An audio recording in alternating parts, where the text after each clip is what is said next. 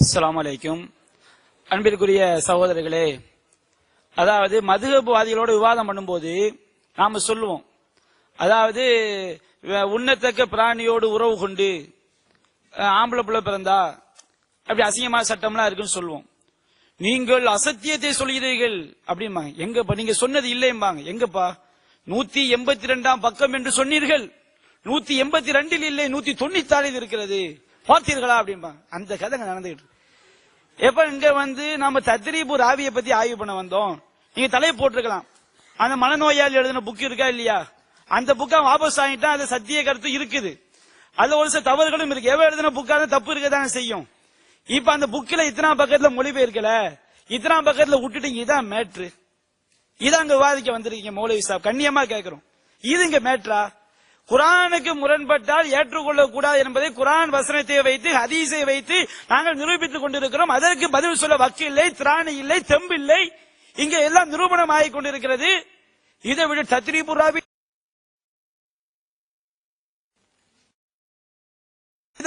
மொழிபெயர்க்காம விட்டா ஒரு 10-100 ஆதாரம் இருக்குன்னு வச்சுக்கிடுங்க. நாங்க 2 ஆதாரத்தை நிரூபிக்க முடியும்னா அந்த 2க்கு நீங்க பதில் சொல்லுங்க. எங்க நிலைப்பாட்டை குரான் 2 வசனங்கள் எடுத்து வச்சு ஹதீஸ வச்சு நாங்க நிரூபிச்சுக்கிட்டு இருக்கிறோம். பதில் சொல்றவங்க திராணி இல்ல. தத்ரீபு ராவில சொன்னாங்களாம், குரானுக்கு முரணான செய்தி வரும்போது அதை இணைத்து பார்க்க முடியும் என்றால் அதை முரண்பாடு சொல்லக்கூடாதுன்னு இருக்கான். அதை நான் கேட்கிறோம். குரானுக்கு முரண் என்று நிரூபிப்பதற்கு சாலிம் செய்தி எடுத்து வச்சோமா இல்லையா? அசூர் அலாத்து 5 தடவை பால் குடித்தால் உறவு ஏற்படும், பிறகு 10 என்று மாற்றப்பட்டது. அந்த வசனம் குரானில் இருக்கும் போது ரசூலா மௌத்தானாங்க. அது குரானுக்கு முரணா இருக்குது, குரானுடைய பாதுகாப்பை கேள்விக்குறியாக்குது. செய்தி எடுத்து வச்சோமா இல்லையா? அடுத்து சில செய்திகளை எடுத்து வைத்தோமா இல்லையா? இது குரானுக்கு முரணா இருக்குது. நீங்க இணைச்சு காட்டுங்க. நீங்க இணைச்சு காட்ட வந்தா அல்லாஹ் மேல இட்டு கட்டுவீங்க, ஷிர்க் செய்வீங்க. வமன் அலுலமு மிம்மன் இஃப்தரா அலல்லாஹி கதிபா, அல்லாஹ் மீது பொய்யை இட்டு கட்டக்கூடியவனோட அநியாயக்காரன் யார் என்று அல்லாஹ் கேட்கிறான் அல்லவா? மன் கதப அலைய முத்தஅம்மிதன் ஃபலிதபவ மக்அதஹு மினன் நார், என் மீது வேண்டுமென்றே இட்டு கட்டக்கூடியவன் இருப்பிடம் நரகம் என்று நபிகள் சொன்னார் அல்லவா? அதை நீங்கள் செய்வீர்கள். நீங்கள் குஃபர் கொள்கையில் இருப்பீர்கள் என்று நான் நிரூபித்து காட்ட அழைக்கிறோம். பதில் சொல்ல என்னது அங்க காணும். தத்ரீபு ராவிதான் நிக்கிறாங்க. உங்களுக்கு எங்களுக்கு உறவு கிடையாதுங்க. நாங்க என்னைக்கு காஃபிர்களோட உறவு வைப்பது கிடையாது. அல்லாஹ் இப்ராஹிம் நபியோட சுன்னத் அது. இப்ராஹிம் நபியோட சுன்னத் என்ன தெரியுமா?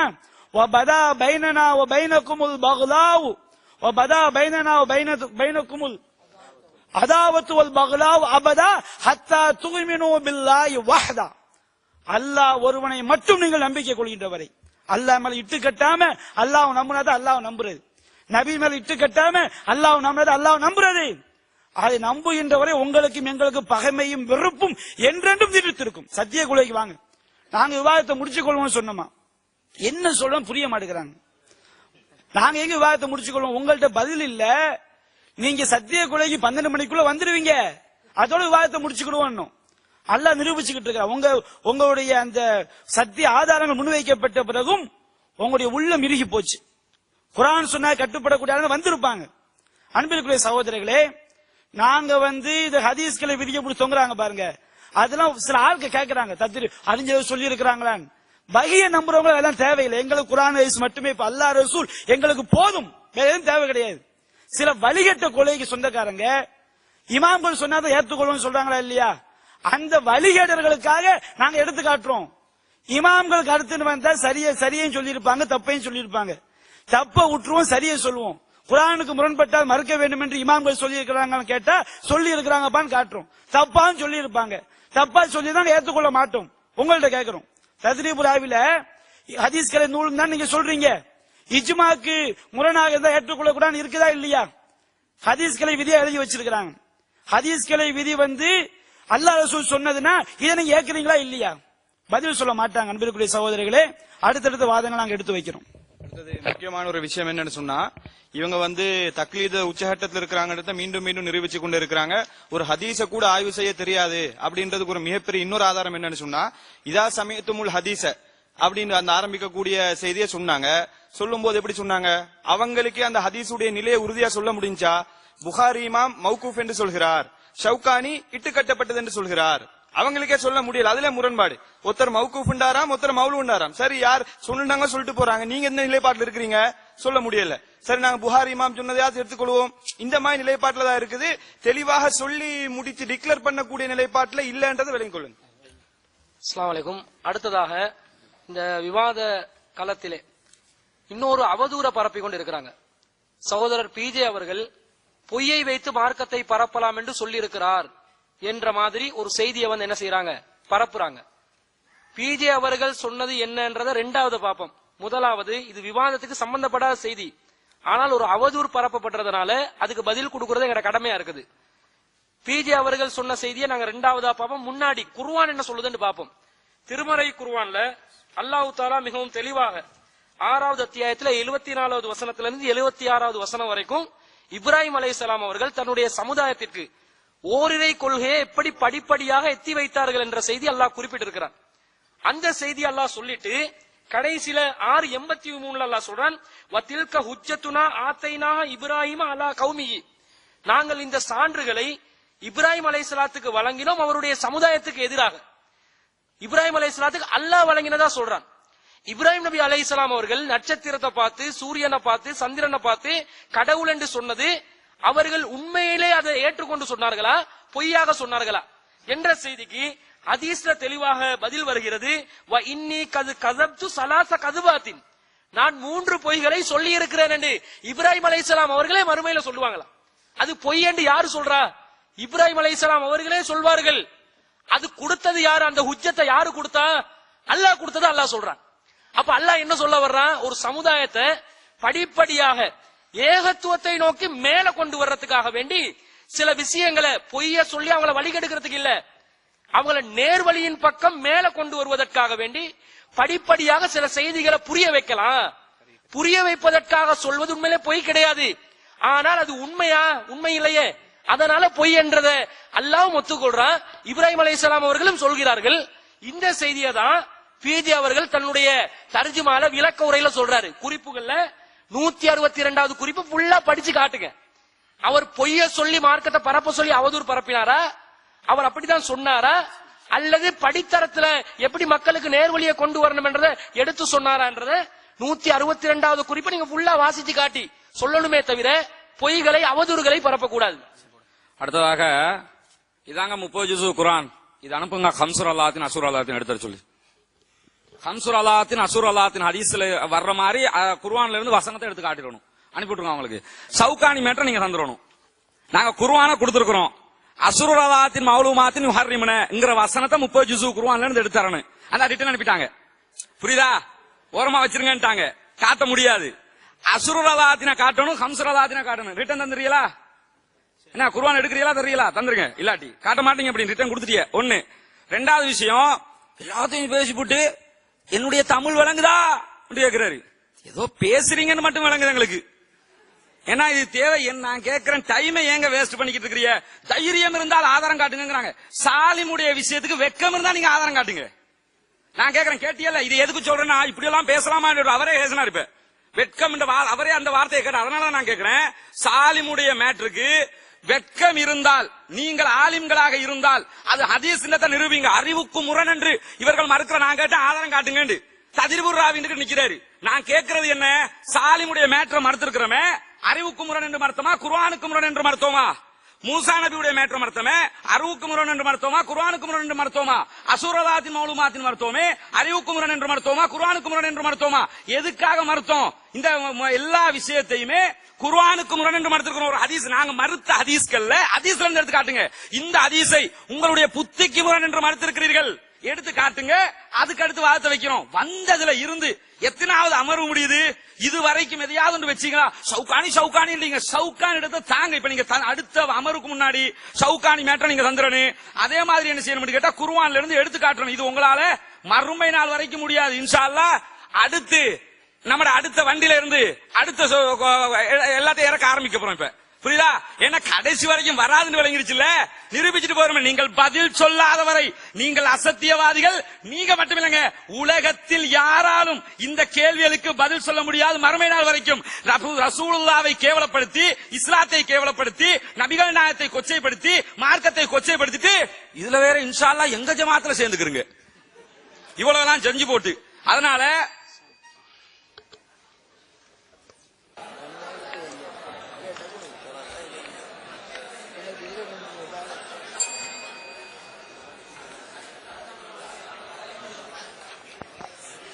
இமாம் ஷவுகானி எங்கட ஒப்பந்தம் எப்படி என்று சொன்னால், ஒரு தரப்பு வைக்கக்கூடிய அதனுடைய ஆதாரத்தை எதிர்த்தரப்பு கேட்டால் அது வழங்கப்பட வேண்டும். நிபந்தனைகள் இருக்குது, வாசி காட்டப்பட்டுச்சு. அடுத்த அமர்வுக்கு முன்னால கேட்டிருக்கிறாங்க. பரிமாறிக்கொள்ளும் முறை பென்டிரைவ் கொடுத்து எடுத்துக்கொள்றது. பென்டிரைவ் இன்ஷா அல்லாஹ் அனுப்பிவிடுவோங்க. அடுத்த அமர்வுக்கு முந்தைய உங்களுக்கு தேவைண்டா நாங்க தருவோம் இன்ஷா அல்லாஹ். ஒன்று விஷயம். அடுத்த விஷயம், இடையில கதைக்கிற டைம் பாத்துக்கணும். நீ கதை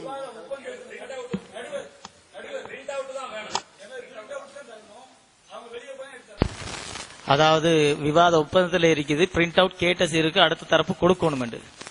அடுத்த அமருக்குள்ள தாரண்டிக்கிறீங்க, பிரிண்ட் அவுட்டாவே தர சொல்றான்.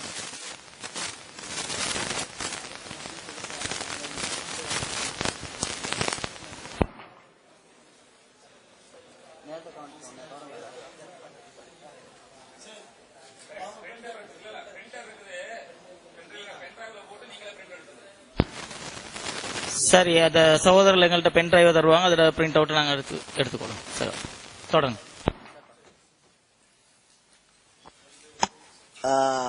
அதாவது இமாம் ஷவுகானி இவர்கள் அடிப்படை ஆதாரமாக வைக்கக்கூடிய செய்தி இட்டுக்கட்டப்பட்டது என்று சொன்னதற்கு ஆதாரம் கேட்டிருக்கின்றார்கள்.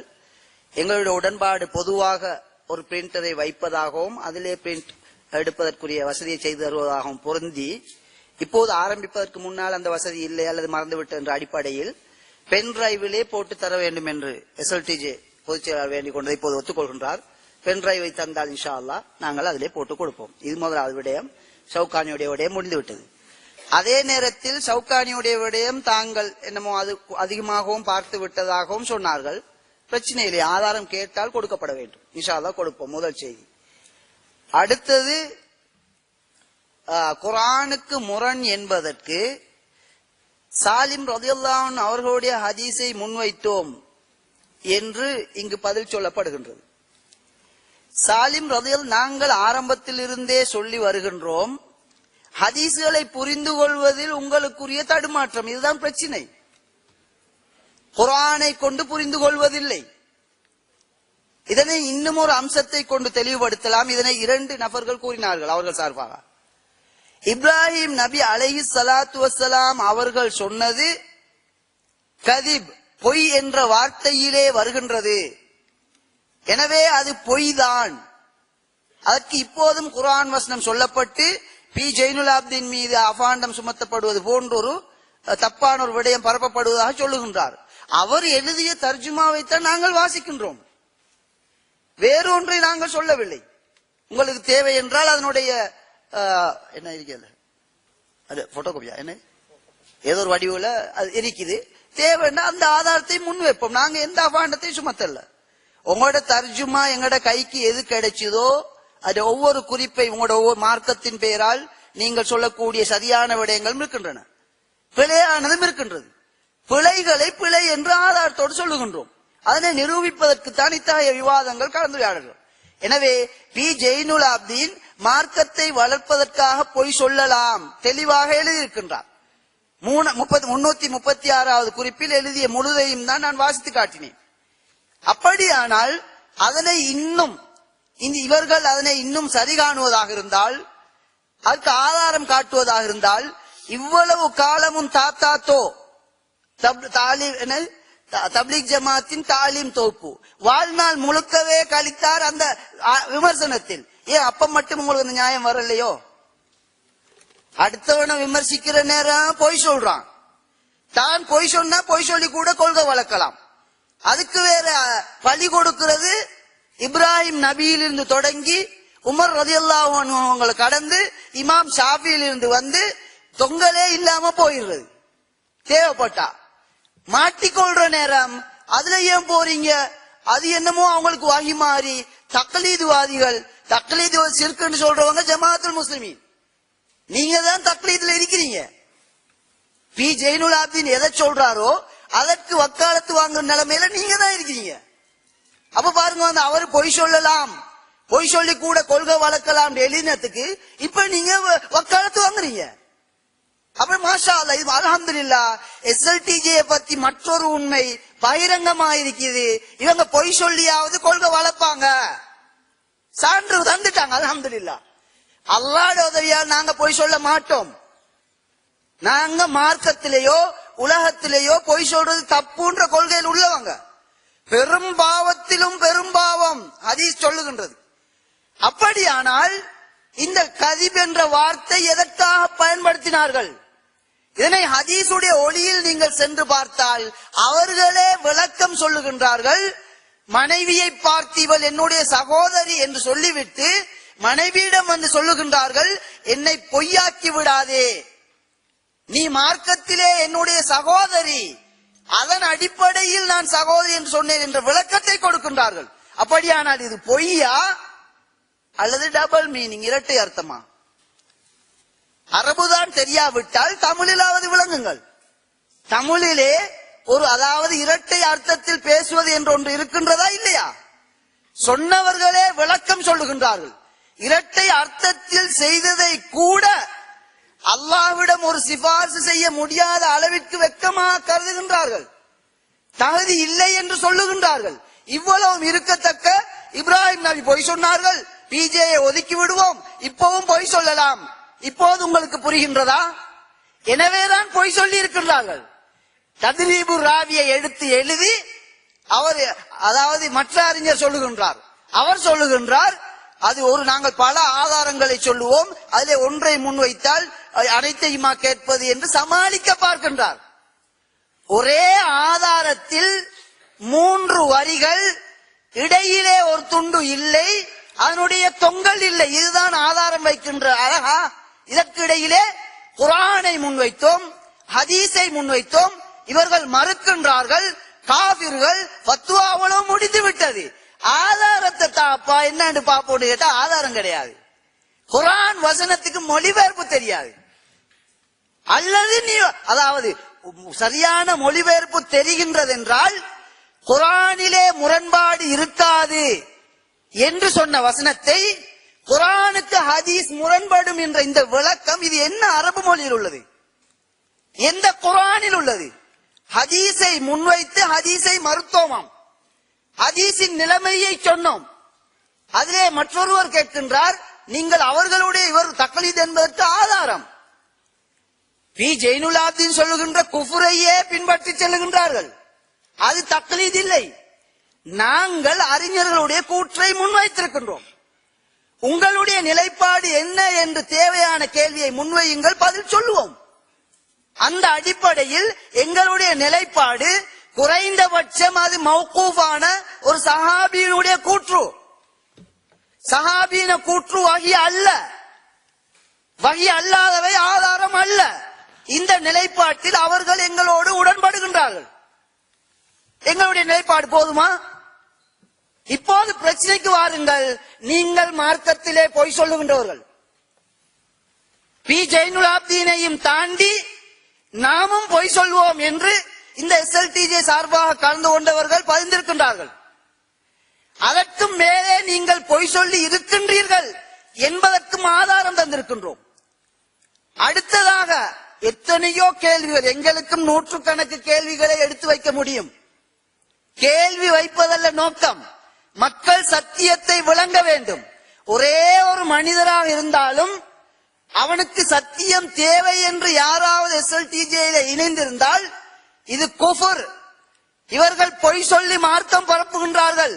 பொய் சொல்லி மார்க்கம் பரப்புவதை நன்மையாக கருதுகின்றார்கள். அரபு மொழியில் உள்ளவற்றை எங்களுக்கு மோசடி செய்து மொழிபெயர்க்கின்றார்கள். சஹீஹான ஹதீஸ்களை மனோ இச்சைப்படி மறுத்துவிட்டு இட்டுக்கட்டப்பட்டது அல்லது சஹாபியின் கூற்று என்று சொன்னதை ஹதீஸ் என முன்வைக்கின்றார்கள். அதற்கு மேலால் எங்களோடு துணைக்கு இமாம் ஷாஃபி இருக்கின்றார். இமாம் ஷாஃபிட்ட கேட்டாங்களாம், ஹதீஸ் குர்ஆனுக்கு முரண்படுமாண்டு, அதாவது ஹதீஸ் ஆய்வு செய்யும் போது குர்ஆனுக்கு முரண்படுதான்னு பார்க்கணுமான்னு கேட்டாங்களாம். இமாம் ஷாஃபி சொன்னாங்களாம், தேவையில்லை. ஏன்னு சொன்னால் ஹதீஸ ஆய்வு செய்யும் போது அந்த நிபந்தனைகளுக்கு ஒத்து வருவதாக இருந்தால் அது குர்ஆனுக்கு முரண்பட மாட்டாதுன்னு சொன்னாங்களாம். இதை கூட புரிஞ்சு கொள்ளல. அதாவது குர்ஆனோடு முரண்படுகின்றதா என்று பார்க்க தேவையில்லை என்று அவர்களுக்கு எதிரான கூற்றை அவர்களுக்கு சார்பு போன்று சித்தரிக்கின்றார்கள். அடுத்த சந்தர்ப்பத்திலே தெளிவுபடுத்துவோம். அல்லாஹ்வை பயந்து திருந்துங்கள், மோசடி செய்யாதீர்கள், மார்க்கத்திலும் உலகத்திலும் பொய் சொல்லாதீர்கள். சத்தியம் இந்த சத்திய மார்க்கத்திற்கு பொய் தேவையில்லை. இதற்கிடையிலே வெட்கம் இல்லையா என்று கேட்டோமாம். கேட்ட சிறிய கேள்விக்கு பதிலை சொல்லுங்களேன். ஏன் இதுவரைக்கும் சொல்லவில்லை? அறிவுக்கு முரண்படுவதை மறுப்பதாக நாம் சொல்லியிருக்கின்றோமா? அஸ்ஸலாமு அலைக்கும். அன்பிற்குரிய சகோதரர்களே, அல்லாஹ் மேல பொய் சொல்ல அஞ்சாத கூட்டம் பிஜே மேல பொய் சொல்ல பயப்படுவாங்களா? எந்த மாதிரி கொள்கை ஆதரிக்க வந்திருக்கிறாங்க? அல்லாஹ் மேல பொய் சொல்லி இட்டு கட்டி நபி சொல்லாததை சொன்னதாக நியாயப்படுத்த வந்த குஃபுர் கொள்கையில் உள்ள கூட்டம் பிஜே மேல பொய் சொல்ல ஆச்சரியமா? பிஜே சொன்னாராம், பொய் சொல்லி கொள்கையை வளர்க்கலாம்னு சொல்லி. பொய்யர்கள் ஆகாதீர்கள், இது மக்கள் மத்தியில் பதிவு செய்யப்படுகிறது. விவாதத்தை சம்பந்தமாக விளக்க தேவையில்லை, மக்கள் எடுத்து பார்ப்பாங்க. பிஜே சொன்ன கருத்து ஒரு தீமையை தவிர்ப்பதற்காக பொய் சொல்லி தவிர்த்து கொள்ளலாம், தவிர்க்க முடியாத நிலையில். அதைத்தான் பிஜே சொன்னார் என்று நாங்கள் செஞ்சு அதை அவர் விளக்கி இருக்கிறார். அது மட்டும் இல்லாம ஒரு பொய்யை சொல்லி தீமையை விளக்கிட்டு அது பொய் தான், அது தீமையை விளக்குவதற்காக ஒரு ஒன்றை சொல்லி நட்சத்திரம் கடவுளா, இது கடவுள் என்று சொல்றாரு, அது பொய் தானே. எதுக்காண்டி? அது பொய் தான். அவங்க நட்சத்திரத்தை கடவுளாக வணங்குவது பொய் என்று நிரூபிப்பதற்காக. அது நாம சொன்னது பொய் தான் செஞ்சிருவாங்க. இப்ராஹிம் நபி தெளிவுபடுத்திட்டாங்க. அப்ப இது அல்லாஹ் மேல பொய் சொல்ல தயங்காத கூட்டம் நீங்க. பிஜே பொய் சொன்னா சொல்ல வர்றீங்க, பிஜே மேல இட்டு கட்டாதீங்க. மக்கள் எடுத்து பார்ப்பார்கள். உங்களுடைய அபாண்ட மக்களுக்கு என்ன செய்யும்? தெளிவா போகும். ஒரு மாதிரி இட்டு கட்டனால பதில் சொல்வதனால் அது தக்லீத் ஆகாது. அடுத்து நாங்க ஒருத்த பனைமரத்தை பத்தி கட்டுரை படிச்சுட்டு வந்தாங்க. பரீட்சையில எரும மாட்டை பத்தி கேட்டாங்களாம். எரும மாட்டை பத்தி எழுதிட்டு, இந்த எரும மாட்டை எங்கே கட்டுவார்கள் தெரியுமா? பனைமரத்தில் கட்டுவார்கள். அந்த வேலையை மௌலவி சாப் செஞ்சுக்கிட்டு இருக்கிறாங்க. நாங்க குர்ஆன் சுன்னாவுல இருந்து குர்ஆனுக்கு முரண்பட்டு வந்தால் நபி சொல்லி இருக்க மாட்டார் என்பதற்கு ஏராளமான சான்றுகளை வைத்தோம். எவனோ ஏதோ ஒரு புக்குக்கு இவர் பதில் பார்த்துட்டு வந்துட்டாராம். அதுங்க சொல்லிக்கிட்டு இருக்கிறார். ஆதாரங்கள் தத்ரீபு ராவியா மேற்று, குர்ஆன்ல இருந்து ஆதாரம் வைங்க, ஹதீஸ்ல இருந்து ஆதாரம் வைங்கன்னு கேட்கிறோம். நாங்க வச்ச கேள்விக்கு பதில் சொல்றோங்கிறோம், பதில் சொல்லுங்கிறோம். அதுக்குள்ள வரமாட்டேங்கிறாரு. இப்ராஹிம் நபி பொய்யை பத்தி என்ன செய்யறாரு? பேசிக் கொண்டிருக்கிறார். அது இங்க மேற்று கிடையாது என்பதையும் தெளிவாக எடுத்து வைக்கிறோம். அடுத்தடுத்த வாதங்களை எடுத்து வைங்க. அஸ்ஸலாமு அலைக்கும் வரஹ்மத்துல்லாஹ். அதாவது எதிர் தலைப்பினர்கள் இந்த விவாதத்தினுடைய எது கருப்பொருளாக தலைப்பா இருக்குதோ அந்த தலைப்புக்குள்ள வராமலேயே வெளியே சுத்தி கொண்டே இருக்கிறாங்க. அதுல மிச்சமா அழுத்தமா அந்த இப்ராஹிம் நபியுடைய விஷயத்தை தூக்கி பிடிச்சி பிஜே பொய் சொல்லிட்டாரு, இந்த ஜமாத்தை பொய்யின் மீது கட்டியெழுப்பப்பட்ட அமைப்புன்னு சொல்லி ஒரு அவதூறு பரப்பி கொண்டு இருக்கிறாங்க. இதுல சுருக்கமாக ஒரு செய்தியை பதிவு செய்ய ஆசைப்படுறேன். அதாவது இப்ராஹிம் அலைஹிஸ்ஸலாம் அவர்கள் 3 சந்தர்ப்பத்தில் பொய் சொன்னாங்கன்னு ஹதீஸ் வருகிறது. அது என்ன 3 சந்தர்ப்பம் குர்ஆன்ல ஒரு செய்தி வருவதா இல்லையா? அல்லாஹு தாலா அந்த செய்தியை திருமறை குர்ஆன்ல அழகாக அற்புதமாக சொல்லி காட்டுறான். இல்ல முதலாவது நாங்க என்ன விளங்கணும் சொன்னால், ஒரு நபி உலகத்தில் செய்தது தப்பு என்று சொன்னால் அல்லது தவறு என்று சொன்னால் அந்த நபி செய்யக்கூடிய தவறுகளை படைத்த ரப்புல் ஆலமீன் உலகத்திலேயே திருத்தி கொடுத்து விடுவான். இதான் அடிப்படை. அல்லாஹ்வுடைய தூதர் அவர்கள் இந்த உலகத்துல சில தப்புகள் செய்தார்கள் இல்லையா? உஹது களத்துல சில வசனங்களை சொன்னாங்க. இந்த நபியை காயப்படுத்தியவர் எப்படி வெற்றி பெறுவார் என்று கேட்டாங்க. தப்புதான். அல்லாஹ்வுடைய அதிகாரத்தை கையில் எடுப்பதுதான். அல்லாத லைஸலக ஷைஉன், அதிகாரத்திலே உமக்கு எந்த பங்கும் இல்லை என்ற வசனத்தை எல்லாம் திருத்தி கொடுத்தானா இல்லையா? இது போன்று தேனுடைய விஷயத்துல லிம துஹர்ரிமுமா அஹல்லல்லாஹு லக தபுதை மர்லா தஸ்வாஜிக் என்ற வசனத்தை இறக்கி நீங்க எப்படி இந்த செய்தியை சொல்லலாம், அல்லாஹ் ஹலாலாக்கி இருப்பதை எப்படி ஹராமாக்கலாம் என்று அல்லாஹ்வுடைய தூதர் செஞ்ச தப்பை திருத்தி கொடுத்தாங்களா இல்லையா? இது மாதிரி இப்ராஹிம் அலைஹிஸ்ஸலாம் அவர்கள் சொன்னதும் மார்க்க ரீதியாக தவறு தப்பு என்றிருந்தால் அல்லாஹ் அதை திருத்தி கொடுத்திருக்க வேண்டும். அப்படி திருத்தி கொடுத்ததாக ஏதாவது செய்தி பதிவு செய்யப்பட்டிருக்கிறதா? திருமறை குர்ஆனில் வந்திருக்கிறதா? அல்லாஹ்வின் தூதர்கள் தப்பு என்று எப்பயாவது சொன்னார்களா என்றால் இல்லை. இது ஒண்ணு. இரண்டாவது, அந்த செய்தியில என்ன வருகிறது? எதிரிகளை பார்த்து, குஃப்ரில் உள்ள கொள்கையை உள்ளவர்களை பார்த்து இப்ராஹிம் நபி கொள்கையை சொல்வதற்காக சில கேள்வியை கேட்கிறாங்க. சந்திரனை பார்க்கிறார்கள், இது கடவுள் என்று சொல்கிறார்கள். அது காலையானால் மறைந்து விடுகிறது, உடனே இது மறையக்கூடியது கடவுள் என்றாங்க. சூரியனை பார்க்கிறாங்க, இது அதை விட மிக பெரியது, இதுதான் பெரிய கடவுள் என்கிறார்கள். அதுவும் மறைந்து போகிறது, மறையக்கூடிய ஒன்று கடவுளாக இருப்பதற்கு தகுதியற்றது என்று சொல்லி, அப்ப அந்த வாதத்தெல்லாம் சொல்லிக்கணும் தானே இப்ராஹிம் நபியுடன் செய்தி வருகிறது. அந்த செய்தியில இறுதியில் அல்லாஹ் என்ன வார்த்தையை சொல்றான்? அந்த கடைசி அப்படி அந்த வாதம் பேத்துக் கொண்டிருந்து உனக்கு என்னாலும் உயிர் கொடுக்க முடியும் என்று சொன்னவுடன் இப்ராஹிம் நபி ஒரு கேள்வியை கேட்கிறாங்க. நீ உயிர் பெய்ப்பாய், நீ கடவுள் என்று சொன்னால் அல்லாஹு தஆலா கிழக்குல உதிக்க வைக்கிறான், அதை மேற்கில் உதிக்க வைன்னு சொன்னவுடன் ஃபபுஹிதல்லதி கஃபர், அந்த கேள்வி எல்லாம் கேட்டு எதிரிகள் வந்து வாயெடுத்து போனார்கள் என்று அல்லாஹ் சொல்றானே. அப்ப இப்ராஹிம் நபி பயன்படுத்திய பிரச்சார யுக்தியை அல்லாஹு தஆலாவே எதிரிகள் வாயடைத்து போகக்கூடிய செய்தி என்று சொல்லுவதிலிருந்து அது மார்க்க ரீதியாக தடுக்கப்படவில்லை என்பதை பார்க்கிறோம். அடுத்ததாக மறுமை நாளிலாவது அல்லாஹ்வுடைய தூதர் இப்ராஹிம் அவர்கள் அதை செஞ்சது குற்றம் தான் என்று சொன்னால் அந்த குற்றத்தை அல்லாஹ் தண்டித்தான் என்று ஏதாவது செய்தி பதிவு செய்யப்பட்டிருக்கிறதா? அப்ப எந்த வகையில் எடுத்துக்கொண்டாலும் இது மார்க்கம் தடை செய்த அந்த பொய்யுக்குள் அது வரவில்லை. ஒரு சத்தியத்தை சொல்வதற்காக படிப்படியான சில வழிமுறைகளை கையாளலாம் என்பதைத்தான் இந்த செய்தி திட்ட தெளிவாக சொல்லுகிறது என்பதை நாங்கள் தெளிவாக புரிந்து கொள்கிறோம். அது மட்டும் இல்லாமல் இந்த விவாத அரங்கிலே பல கேள்விகளை நாங்கள் தொடராக முன்வைத்திருக்கிறோம். அந்த கேள்விகளில் எதுக்குமே எதிர்த்தரம் என்ன செய்யவில்லை, இதுவரைக்கும் பதில் அளிக்கவில்லை. பால்குடியுடைய செய்தியை நாங்கள் முன்வைத்தோம், சாலிமுடைய செய்தியை முன்வைத்தோம். அதுல பல செய்திகளை வைத்து அல்லாஹ்வுடைய தூதர மிகச்சிறந்த ஒழுக்க சீலர் என்று திருமறை குர்ஆன் சொல்கிறது. எந்த பெண்ணுடைய கையை கூட அல்லாஹ்வுடைய தூதர் தொட்டது கிடையாது என்று ஒரு செய்தி வருகிறது. அப்ப ஒழுக்கத்துக்கு ஒப்புயர்வாக அல்லாஹ்வுடைய தூதர் இருப்பதாக திருமறை குர்ஆன் சித்தரிக்கிறது. அதற்கு நேர்மாற்றமாக அல்லாஹ்வின் தூதர் ஆபாசத்தை உருவாக்கினார்கள் என்று இந்த செய்தி சொல்கிறது. இதற்கு என்ன பதில் என்று கேட்டோம். அதற்கு எந்த ஆதாரத்தையும் காணவில்லை, அதுக்கு எந்த பதிலையும் காணவில்லை. அல்லாஹ்வுடைய தூதர் திருமறை குர்ஆன்ல பால்குடி சட்டம் என்பது 2 வயதுக்கு உட்பட்டதுதான் என்று வருகிறது. அது இந்த செய்தியில மீறப்படுகிறது. தாடி வளர்ந்த இளைஞன் கூட பால் அருந்தினால் உறவு ஏற்படும் என்று வருகிறது. இது குர்ஆனுக்கு முரணல்லவா என்று ஒரு வாதத்தை வைத்தோம். அதற்கு நீங்கள் பதில் சொன்னீர்களா? பால் அருந்துவது என்றால் அது வாயை வைத்து உறிஞ்சு குடித்தால்தான் பிள்ளை தாய் உறவு ஏற்படும் என்று ஆதாரத்தோடு முன்வைத்து அந்த செய்திக்கு இந்த செய்தி முரண்படுகிறது என்று நாங்கள் வலுவாக முன்வைத்தோமே, அதற்கு நீங்கள் பதிலை சொன்னீர்களா?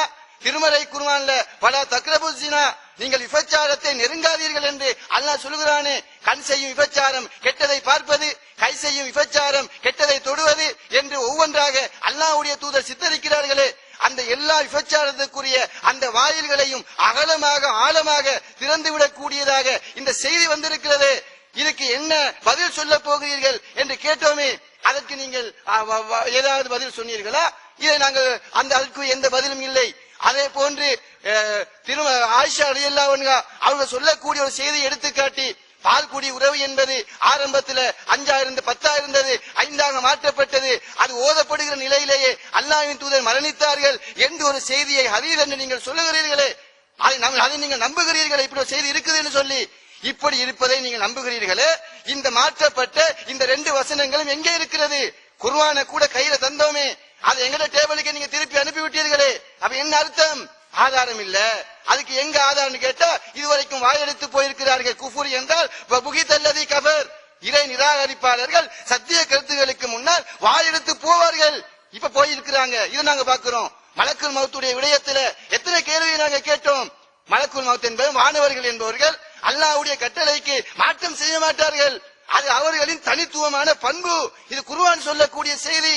அதற்கு நேர் மாற்றமாக அல்லாஹ்வின் உத்தரவுக்கு மாற்றமாக உயிரை கைப்பற்றாமல் திரும்பினார் என்று வருகிறது. இது குர்ஆனுக்கு முரண் இல்லையா? இதற்கு உங்களுடைய ஆழமான அகலமான அறிவை வைத்து பதிலை சொல்லுங்கள் என்று கேட்டோமே, இதுவரைக்கும் நீங்கள் வாயை திறந்தீர்களா? அதுக்கு பதில் இல்ல. அதே போன்று மூசா அலைஹிஸ்ஸலாம் என்பவர்கள் யார்? ஒரு இறை தூதர். அல்லாஹ்வுடைய கட்டளைக்கு கட்டுப்படுவதுதான் இறை தூதருடைய பண்பு என்று நாங்கள் சொன்னோம். திருமறை குர்ஆனின் வசனத்தை எடுத்துக்காட்டி அந்த வசனத்திற்கு மாற்றமாக மலக்குல் மௌத் உயிரை கைப்பற்ற அல்லாஹ்வின் உத்தரவோடு வந்திருக்கிறார் என்பதை தெரிந்தும் கூட அடுத்திருக்கிறார் என்றால் இதுதான் மூசா அலைஹிஸ்ஸலாத்தை கண்ணியப்படுத்துகிற விதமா? இது குர்ஆனுக்கு மாற்றம் இல்லையா? இதற்கு என்ன பதில் என்று கேட்டோம். வாய் திறந்தீர்களா? அது மட்டுமல்ல, மூசா அலைஹிஸ்ஸலாம் அவர்கள் மரணத்தை விரும்பாத மனிதர் என்று அந்த செய்தியில வருகிறது. ஆனால் திருமறை குர்ஆனில அல்லாஹ் தஆலா என்ன சொல்லி காட்டுகிறான்? அல்லாஹ்வே நபியை பார்த்து கேட்கிறான், ஏன்பா உண்ட சமுதாயத்தை விட்டு நீ விரைவாக வந்தாய், என்ன காரணம்? ஏன் இந்த அவசரத்துக்கு காரணம்? அப்ப மூசா அலைஹிஸ்ஸலாம் சொன்னார்களே, காலகும் உலாயனா அஸரி, அவர்கள் எனக்கு பின்னால் வருகிறார்கள். அஜல்து இலைக்க ரப்பிலி தரலாம், இறைவா உன்னுடைய திருப்தியை நாடி நான் அவசரப்பட்டு வந்து விட்டேன் இறைவா என்று சொன்னார்களே. அப்ப மூசா அலைஹிஸ்ஸலாம் யார்?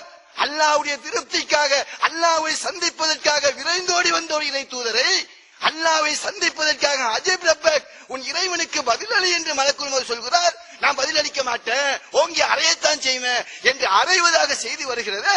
இது மூசா நபியை கண்ணியப்படுத்துகின்ற விதமா? அவ இத்தனை கேள்விகளை நாங்கள் தொடுத்திருக்கிறோம். எந்த ஒன்றுக்கும் பதில் சொல்லாமல் மௌனியாக இருந்துவிட்டு விவாதத்தை திசை திருப்புகிற விதத்தில் நீங்கள் நடந்து கொள்கிறீர்கள் என்று சொன்னால் பொதுமக்கள் புரிந்து கொள்வார்கள் யார் சத்தியத்தில் இருக்கிறார்கள், யார் சரியான.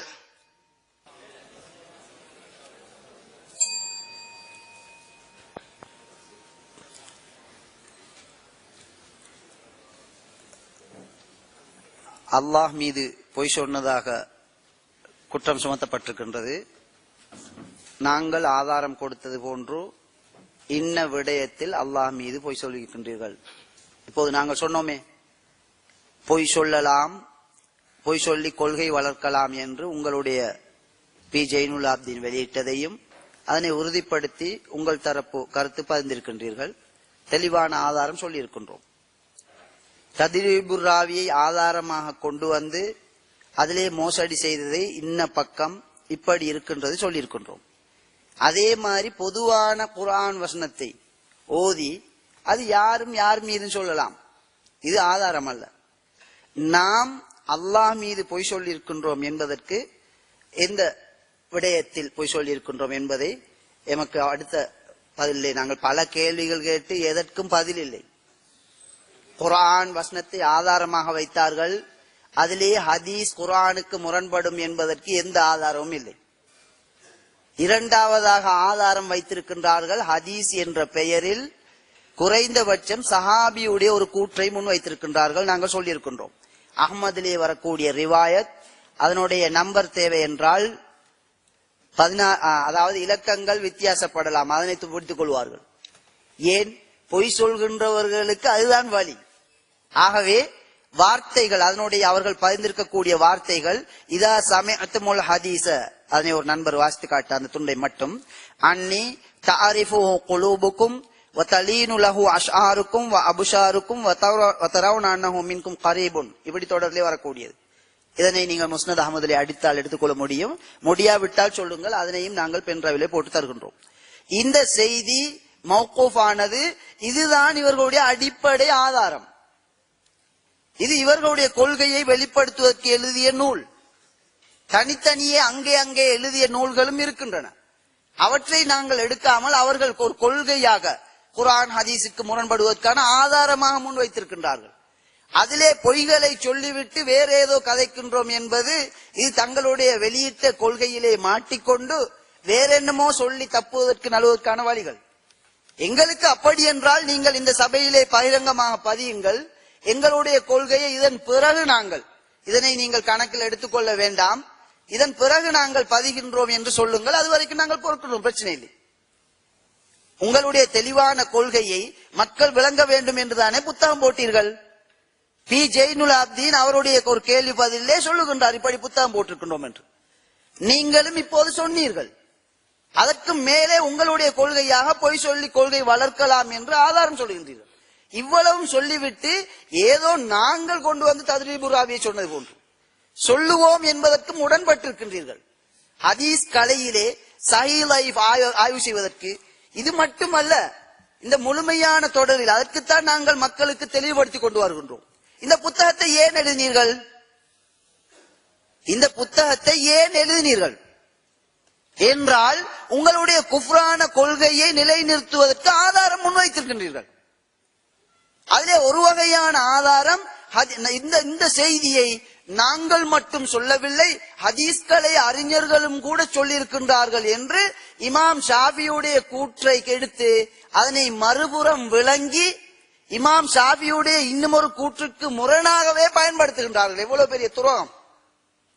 இவ்வளவையும் செய்துவிட்டு தத்ரீபுர் ராவி என்ன முக்கியம் என்று வேறு கேள்வி வேறு. நாங்க தெளிவாக கேட்ட, அதாவது முதலாவது நீங்க முன் வச்ச குர்ஆன் வசனம், அதுல குர்ஆனுக்கு ஹதீஸ்கள் முரண்படும் என்பதற்கு ஆதாரம் கிடையாது. முதலாவது ஆதாரம் வைத்தது. இரண்டாவது நீங்க ஹதீஸ் என்று முன் வைக்கிறது, இது மௌகூஃபான செய்தி, அஹ்மதுல வருது. ஹதீஸ் கலையில முதல் தரத்தில் இருக்கக்கூடிய இமாம் புகாரி அவர்கள் இதிலே மௌகூஃபும் வருகின்றது, மர்ஃபூவும் வருகின்றது. மௌகூஃப் தான் மிகச் சரியானது என்று சொல்லுகின்றார்கள். அவர்களுடைய அல் கபீர், அதாவது குறைகளை கண்டறியும் நூல் சம்பந்தமாக அவர்கள் அதாவது ஒரு பெரிய ஒரு நூலை எழுதியிருக்கின்றார்கள், சிறிய நூலையும் எழுதியிருக்கின்றார்கள். அதிலே கபீர் என்று சொல்லக்கூடிய அந்த நூலிலே இந்த செய்தியை எழுதியிருக்கின்றார்கள். தேவை என்றால் தருகின்றோம். இதற்கு மேலதிகமாக இமாம் பைஹக்கி இதனை எடுத்து எழுதி உறுதிப்படுத்துகின்றார்கள், இது மௌகூஃபானது என்பதே உண்மையானது என்று. அதற்கு மேலாக இமாம் சுயூத்தி தத்ரீபுர் ராவி அவர்கள் குறிப்பிட்டார்களே, நாங்கள் குறிப்பிடவில்லை. இவர்கள் தங்களுக்கு தேவை என்று அதனை எடுத்துக்கொண்டு அதிலே மோசடி செய்தார்கள். இதிலே அல்லாஹ்வின் மீது நாங்கள் பொய் சொன்னோம் என்ற குற்றச்சாட்டிற்கு நேரடியாக நீங்கள் பதில் தாருங்கள். என்ன குர்ஆன் வசனம் இல்லாத குர்ஆன் வசனத்தை நாங்கள் சொல்லியிருக்க வேண்டும், அல்லது இல்லாத ஹதீஸை சொல்லியிருக்க வேண்டும். அப்படி ஒன்றை நிரூபியுங்கள். வெறுமனே அபாண்டம் சுமத்த வேண்டாம், இது தவறானது. அதாவது அல்லாஹ்வின் மீது பொய் சொல்பவர்கள் பிஜேயின் மீது அபாண்டம் சுமத்துவதை கேட்க வேண்டும் என்ற அடிப்படையில் கருத்து பதிகின்றார். அப்படியானால் அல்லாஹ் மீது பொய் சொன்னார் என்பதை நிரூபித்தால் தான் உங்களுடைய கேள்வி நியாயமாகும். எனவே அதனை நிரூபியுங்கள். இதுவரைக்கும் நிரூபிக்கவில்லை. அதே போன்று இப்போது கொள்கையை சொல்லுகின்றார்கள், அதிலும் தடுமாற்றம். ஒரு தீமையை விளக்குவதற்காக தடுப்பதற்காக பொய் சொல்லலாம். நாங்க அதை கேட்கல. இப்ப உங்களோட நிலப்பாடு மாறிட்டு, நாங்க தெளிவாக உங்களோட குர்ஆன் விளக்கம், பி ஜெயின்லாப்தீன் குர்ஆன் விளக்கம், அதுல 336வது குறிப்புல தெளிவாக எழுதி இருக்கிறது. ஏழுமா இருந்தா அது இல்லன்னு நீங்க மாறுங்க, நாங்க அதுக்குள்ள சான்று நாங்க தருவோம் இன்ஷா அல்லாஹ். அந்த தைரியம் உங்களுக்கு இல்ல. எதை நாங்க சிம்பிளாக கேட்கிறோமோ அதை தாரத்துக்கு தைரியம் இல்ல. வேற விஷயங்களை கதைச்சி அங்க போய்த்து இங்க போய்த்து பயான் பண்றாங்க. யாரு பயான் பண்றது? நாங்க கேட்கிற கேள்வி சிம்பிளா பதில தாங்களே, பிரச்சனை முடிஞ்சிடும். இந்த புத்தகம் நீங்கள் எழுதவில்லையா? உங்களுடைய வழிகேட்டை பிரச்சாரம் செய்வதற்கு இதனை எழுதவில்லையா? அல்லது அப்பாஸ் அலி இதிலிருந்து வெளியே போனதற்கு பிறகு நீங்கள் இதற்கு எங்களுக்கு சம்பந்தம் இல்லை என்று சொல்லுகின்றீர்களா? இல்ல, இந்த கூட்டத்திலே சொன்னாங்க நாங்க புத்தகம் போட்டிக்கிறோம் சொல்லிட்டு. பி ஜெயினுலாப்தீன் சொல்றாரு புத்தகம் அப்ப நீங்க போட்டது, அப்பாஸ் அலி மட்டும்தான் போனது. நீங்க அதுக்கு பதில் சொல்லணும். இல்ல இந்த சபையில நீங்க ஒத்துக்கொள்ளுங்க, இதுல இருக்கிறது இது வழிகேடு, டிக்ளேர் பண்ணுங்க, பிரச்சனை முடிஞ்சு போயிடும். இதன்றைய விவாதம். இந்த விவாதத்துல நீங்க தொடராக தலைப்பு போட்டிக்கிறீங்க. அந்த தலைப்புல ஹதீஸ்கள் குர்ஆனுக்கு முரண்படுமா? இந்த விடயத்தை ஒன்றோ குர்ஆனை வச்சு நிறுவணும். குர்ஆன்ல நீங்க சொன்ன வசனத்துல அப்படி இல்லைன்னு நாங்க சொல்லிட்டோம். இருக்குதுன்னு எடுத்து காட்டுங்களேன். நீங்க பிரிச்சு பிரிச்சு, உங்களுக்கு அரபு தெரியும், மாஷா அல்லாஹ், பெரும் பெரும் உலமாக்கள், நீங்க அதை மொழிபெயர்த்திக்கிறீங்க, நீங்க எடுங்க. அஃபலா யததப்பரூனல் குர்ஆன், இதுக்கு மொழிபெயருங்க நீங்க. சரி, அதுக்கு பின்னால வரக்கூடிய அந்த முழு வசனத்தையும் நீங்க பிரிச்சு காட்டுங்களேன். ஏன் இவ்வளவு பயான் பண்றீங்க? அதுல ஹதீஸ் குர்ஆனுக்கு முரண்படுன்றது இந்த இருக்குது, எடுத்து காட்டுங்களேன். அடுத்ததாக நீங்க முன் வச்சதுதான் இந்த ஹதீஸ் இந்த பேர்ல ஒரு பொய், சில அறிஞர்களுடைய பார்வையில் இது இட்டுக்கட்டப்பட்டது. அதுக்கு மேல இந்த ஹதீஸ் என்று வரக்கூடிய செய்தியில அவங்களோட மொழிபெயர்ப்பையே கேளுங்க. அவங்களோட வாதம் இல்ல. ஒரு மனுஷன் ஒரு ஹதீஸ முன் வச்சால் எந்த வாதத்திற்கு ஆதாரம் கொண்டு வருகின்றானோ அந்த ஆதாரம் அதுல இருக்கணுமா இல்லையா? இப்ப நான் கேட்கிறேன், அவங்களோட மொழிபெயர்ப்பு, இது எங்கட மொழிபெயர்ப்பு இல்ல. அவங்களோட புஸ்தகத்திலே உள்ளது. நபி ஸல்லல்லாஹு அலைஹி வஸல்லம் அவர்கள் கூறினார்கள், என் பெயரில் ஏதேனும் ஒரு செய்தியை நீங்கள் கேள்விப்படும் போது அச்செய்தியை உங்களது உள்ளங்கள் ஒத்துக்கொள்ளுமானால், இன்னும் உங்களது தோள்களும் முடிகளும் அதாவது உங்கள் உணர்வுகள் அச்செய்திக்கு பணியுமானால், இன்னும் அச்செய்தி உங்களுடைய வாழ்க்கைக்கு நெருக்கமாக இருப்பதாக நீங்கள் கருதினால் அதை கூறுவதில் நானே உங்களில் மிக தகுதி வாய்ந்தவன். என் பெயரில் ஏதேனும் ஒரு செய்தியை நீங்கள் கேள்விப்படும் போது அச்செய்தியை உங்களது உள்ளங்கள் வெறுக்குமானால், பார்த்துக்கொள்ளுங்க, ஒரு ஹதீஸ் எங்கட உள்ளத்துக்கு வெறுப்பாக இருக்குமானால், இன்னும் உங்களது தோள்களும் முடிகளும் அதற்கு கட்டுப்படாமல் அதை விட்டு விரண்டு ஓடுமானால், இன்னும் அச்செய்தி உங்கள் வாழ்க்கைக்கு சாத்தியப்படுவதை விட்டும் தூரமாக நீங்கள் இருப்பதாக கருதினால் உங்களில் நானே அதை விட்டும் தூரமானவன். இதுதான் இவங்க ஹதீஸ சரியா பிழையாண்டு பாக்குற முறை. ஆனா நபி அவங்க அது எப்படி போனாலும் நான் அதனை நம்புவேன். ஆரம்பத்துல நாங்க ஹதீஸ் புகாரிலிருந்து முன் வச்சிருக்கிறோம். இங்க குறைஞ்சபட்சம் ஒரு சஹாபியுடைய கூற்றை ஆதாரமாக வைத்திருக்கின்றார்கள், அதனால் தான் கதைக்கின்றோம். மூன்றாவது, ஹதீஸ்களை அறிஞர்கள் என்று இவர்கள் முற்படுத்தி இருக்கின்றார்கள். அவர்களுடைய விடயங்களை குறிப்பிடுவேன். இவருடைய பார்வையின் அடிப்படையில் அவர்கள் யாருமே அறிவில்லாதவர்கள். ஏன் சொல்லிவிட்டார்?